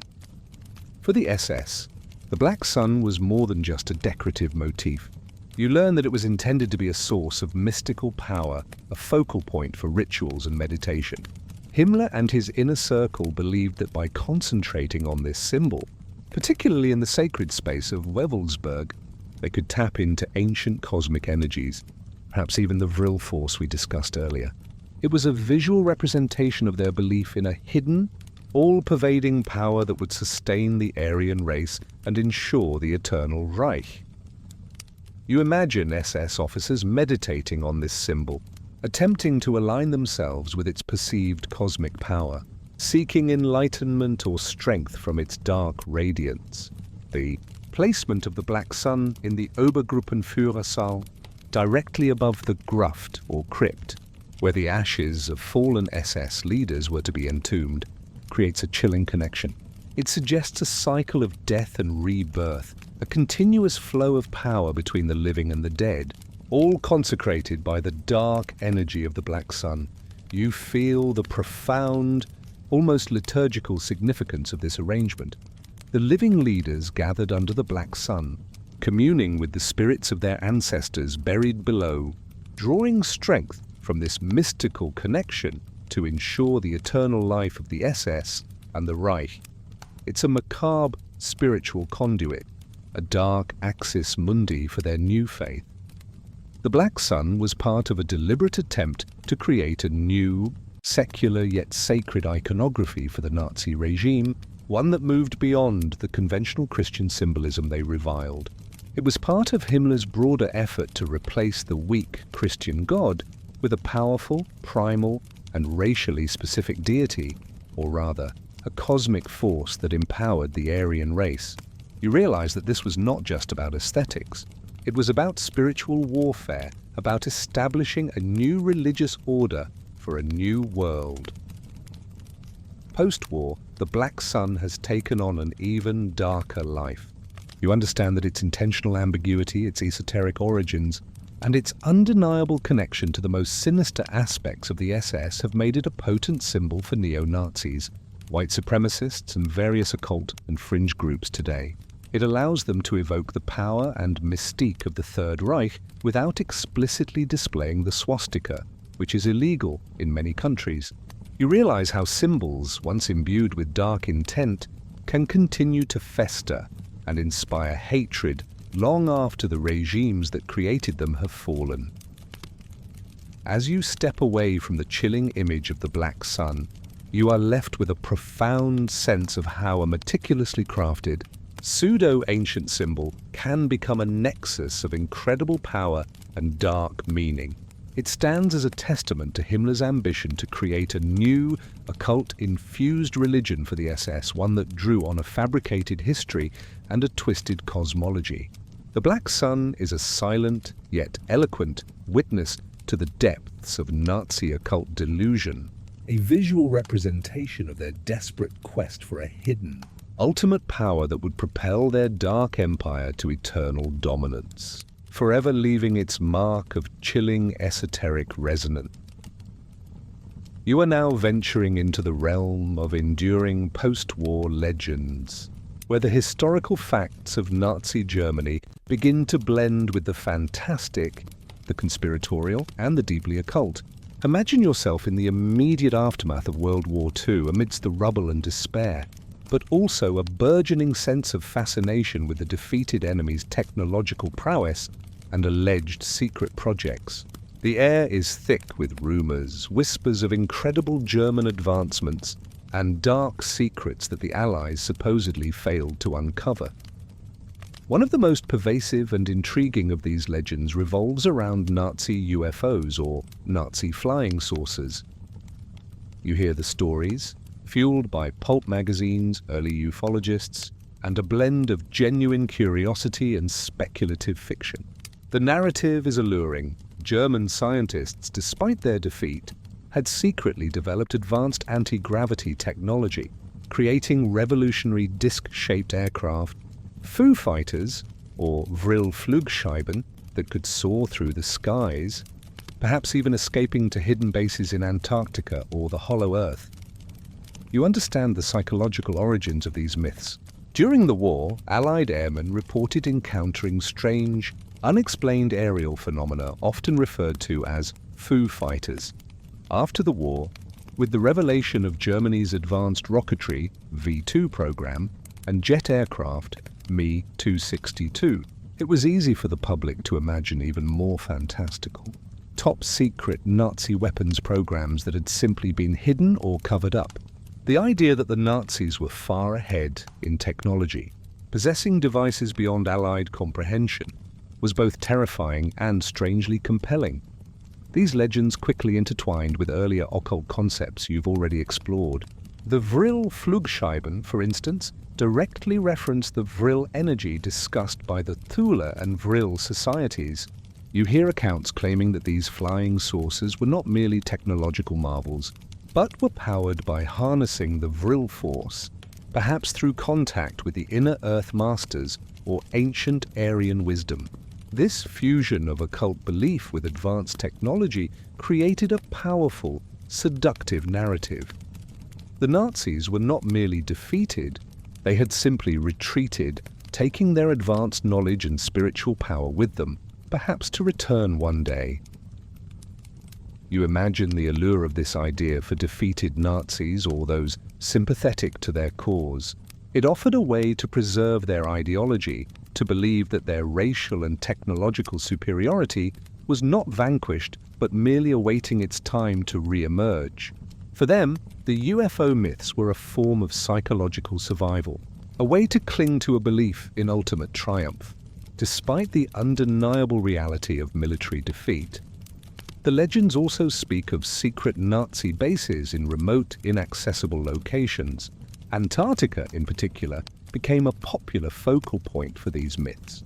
You hear tales of Base 211 or New Schwabenland, a hidden underground city beneath the Antarctic ice, where surviving Nazis, scientists, and even Hitler himself, in some more outlandish versions, escaped after the war, continuing their research on advanced weaponry and anti-gravity propulsion, waiting for the opportune moment to strike back.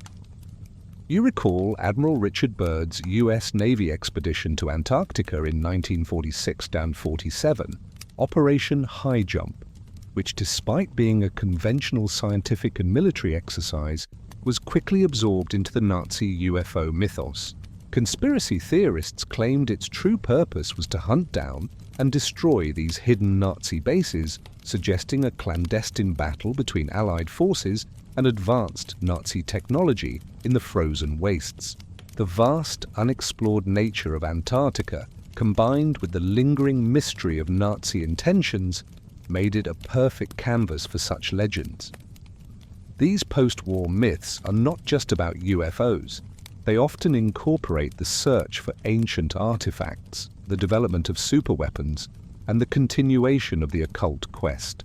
You hear stories of Himmler's Ahnenerbe continuing their search for the Holy Grail or the Spear of Destiny from these hidden bases, or of SS occultists attempting to tap into cosmic energies for mind control or interdimensional travel. The line between what was genuinely pursued by the Third Reich and what became fictionalized speculation often blurred, creating a rich tapestry of conspiracy that continues to fascinate. You realize that these legends, while seemingly outlandish, serve a deeper purpose for some. They are a manifestation of the human desire to find hidden truths, to uncover secret histories, and sometimes to explain away the uncomfortable realities of history. For those who cling to these myths, the Nazis weren't just a brutal regime. They were a technologically and spiritually advanced force, tapping into forbidden knowledge, whose secrets continue to influence the world in unseen ways. As you step away from the captivating yet unsettling world of Nazi UFOs and post-war legends, you are left with the profound impact of how myth can intertwine with history. The historical reality of the Third Reich's genuine, albeit limited, advanced technological programs, combined with its well-documented occult fascinations, created a fertile ground for these enduring legends. You understand that these myths are not merely harmless stories. They are a chilling testament to the seductive power of conspiracy, the lingering appeal of secret knowledge, and the enduring shadow that Hitler's dark occult obsessions cast, even long after his empire crumbled, forever coloring our perception of a period that remains both horrifying and endlessly perplexing. Segment 15. The Paranormal and Psychic Warfare Unseen Weapons of the Reich U are now peering into one of the most shadowy and speculative corners of Nazi occultism. The alleged exploration of paranormal phenomena and attempts at psychic warfare. Imagine yourself in a dimly lit, secretive laboratory or a hidden meeting room, perhaps in the final, desperate years of the war, as the Reich's military fortunes dwindled. The air is thick with a desperate, almost frantic energy, a last-ditch effort to find an unconventional advantage, a weapon beyond the realm of conventional science and technology. You hear hushed conversations about remote viewing, clairvoyance, and telepathy. The idea, outlandish as it seems, was to harness the power of the human mind, to turn psychic abilities into instruments of war. While mainstream German science largely dismissed such claims, certain factions within the SS and the Ahnenerbe, driven by Himmler's unshakable belief in the esoteric, were willing to explore anything that promised an edge. You realize that for a regime that believed in ancient Aryan wisdom and cosmic energies, the power of the mind, seen as a direct link to these forces, was an irresistible target for exploitation. Consider the attempts to find and employ psychics and clairvoyants. You imagine intelligence officers, perhaps under the guise of the Ahnenerbe, interviewing individuals who claim to possess supernatural abilities. They might have been tasked with locating enemy troop movements, predicting Allied strategies, or even attempting to influence the minds of enemy leaders through telepathic projection. While verifiable success stories are non-existent, the very fact that such experiments were pursued reflects the deep-seated belief among some high-ranking Nazis that the universe held hidden forces that could be manipulated for military gain. You might encounter discussions about dowsing for water, oil, or even enemy submarines. While historically a fringe practice, some within the Ahnenerbe believed that dowsers, with their intuitive connection to unseen energies, could locate hidden resources or enemy assets more effectively than conventional methods. You see the bizarre spectacle of SS officers consulting individuals holding divining rods, attempting to find a U-boat in the vastness of the ocean, or to locate underground bunkers. This wasn't mainstream military strategy. It was the desperate resort of men steeped in magical thinking. The concept of mind control through occult means was also a dark undercurrent. You hear whispers of experiments involving hypnosis, suggestion, and the manipulation of psychological states, not just for interrogation, but for more insidious purposes. The idea was to break down an individual's will, to implant commands, or to create absolute obedience. While this often veered into the realm of torture and conventional psychological warfare, the occult dimension was never far away, with some believing that ancient rituals or esoteric symbols could enhance these effects. The cosmic ice theory, Welteislehre, which you previously explored, even played a role here. Its proponents believed that certain cosmic energies, particularly those related to ice and lunar cycles, could influence human consciousness and psychic abilities. You imagine theories being developed about how to exploit these alleged cosmic influences to enhance the psychic capabilities of their own agents or to disrupt those of their enemies. It was a bizarre blend of pseudo-science and occult belief, all aimed at finding a secret weapon that would turn the tide of war. Perhaps the most public display of these beliefs was the incident surrounding Rudolf Hess's flight to Scotland in 1941. As you recall, Hess was heavily influenced by astrologers, but he also reportedly consulted with individuals who claimed psychic abilities, believing that his mission was destined for success due to favorable cosmic alignments and unseen mental forces. His actions, though publicly disavowed by Hitler, revealed the extent to which high-ranking Nazis were willing to base critical decisions on such extraordinary claims. Hitler himself, while often projecting an image of ruthless pragmatism, was not immune to these fascinations. His belief in his own destiny, his uncanny ability to sway crowds, and his often irrational decisions hint at a mind deeply attuned to the unseen, to intuition, and perhaps to a belief in his own quasi-supernatural charisma. He saw himself as a man chosen by fate, and therefore any means to discern or manipulate that fate, however outlandish, would have held a certain appeal. You are struck by the profound desperation inherent in these pursuits. As the war tightened its grip, as the crushing reality of defeat loomed, the search for psychic weapons and paranormal advantage intensified. It was a desperate grasp at straws, a last-ditch effort by a regime that had built itself on a foundation of irrationality and hatred, to find a magical solution to an increasingly material and military problem. As you step away from these shadowy experiments and whispered theories, you reflect on the ultimate futility of these efforts. Despite their fervent belief and their desperate attempts, no psychic weapon or paranormal force emerged to save the Third Reich. Yet, the fact that such efforts were undertaken at all reveals the profound depth of Hitler's and Himmler's occult obsessions. They truly believed that there were unseen forces, hidden powers, and untapped mental capacities that could be harnessed to achieve their monstrous goals. The exploration of paranormal and psychic warfare stands as a chilling testament to a regime so consumed by delusion that it sought to wield not just the sword and the bullet, but the very fabric of the cosmos and the mysteries of the human mind. As weapons in its apocalyptic struggle, you now stand at the precipice of history, looking back at the long, dark shadow cast by Hitler's obsession with the occult and the supernatural. The journey through Thule societies, vril forces, world-ice doctrines, and black suns has been unsettling, revealing a tapestry woven with delusion, pseudo-science, ancient myths, and an insatiable hunger for power. The air around you, once thick with the imagined sense of ancient Vienna or the chilling solemnity of Wewelsburg, now carries the faint, lingering echo of a madness that reshaped the 20th century. What does it all mean? You wonder, for us, observing from the comfort and supposed rationality of the modern world. It means first and foremost that history is rarely as simple or as rational as we often wish it to be. The Third Reich, with its advanced military technology and its veneer of scientific racial theory, was simultaneously driven by a profoundly irrational, almost mystical worldview. Hitler, Himmler, and many within their inner circle were not just cold, calculating strategists.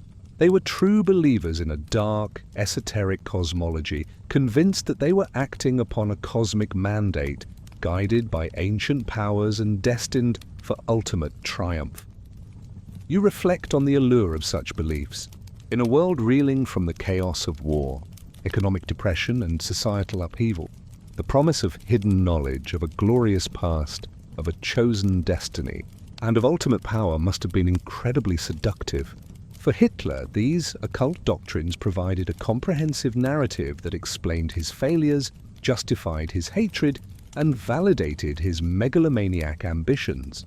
They offered a blueprint for a new world order, not just politically or economically, but spiritually, a new religion for a new, pure race. The occult, for him, was not a fringe interest. It was foundational to his ideology, giving a sacred, almost divine legitimacy to his genocidal project. Consider the human craving for certainty and control. In the face of overwhelming complexity and uncertainty, the occult offers simple, albeit fantastical, answers. It promises access to secret truths, to a hidden order behind the chaos, and to powers that can bend reality to one's will. For a man like Hitler, driven by an absolute need for control and convinced of his own destiny, these promises were irresistible. He believed he could harness cosmic energies, wield ancient artifacts, and command unseen forces to ensure his triumph. But you also recognize the profound danger of such unchecked belief. When rational inquiry is discarded in favor of mystical conviction, when scientific method is perverted to prove a preconceived ideological agenda, and when spiritual questing becomes a justification for mass murder, the results are catastrophic. The Ahnenurbe, with its pseudo-archaeology and its racist anthropology, stands as a stark reminder of how scientific institutions can be corrupted to serve a hateful, delusional master. The SS rituals, with their manufactured paganism, illustrate how spiritual devotion can be twisted into a tool for absolute control and dehumanization. The legacy of Hitler's occult obsession extends beyond the fall of the Third Reich. You see its lingering influence in post-war conspiracy theories, in neo-Nazi groups, and in various fringe movements that continue to cling to the myths of Nazi UFOs, hidden bases, and surviving secret societies. These legends, while often fantastical, serve as a testament to the enduring human fascination with hidden knowledge and the seductive power of an alternative, secret history. They also highlight the difficulty many face in comprehending the sheer scale of Nazi evil through purely rational means, seeking deeper, more sinister, often supernatural explanations. You realize that understanding Hitler's occult obsessions is not just about cataloging strange beliefs. It's about understanding the complex interplay of human psychology, historical context, and the perversion of spirituality. It's a chilling reminder that even in an age of scientific progress, irrationality fueled by hatred and ambition can seize the reins of power and plunge the world into unspeakable darkness. As you settle back into your own comfortable reality, the echoes of this journey through the dark undercurrents of history begin to fade. But let this story serve as a quiet, powerful warning. The world is full of wonders, full of mysteries, and full of forces we barely understand. But when the search for ancient wisdom or hidden power becomes intertwined with hatred, racial purity, and an insatiable lust for control, it ceases to be a noble quest and transforms into a path of unimaginable destruction.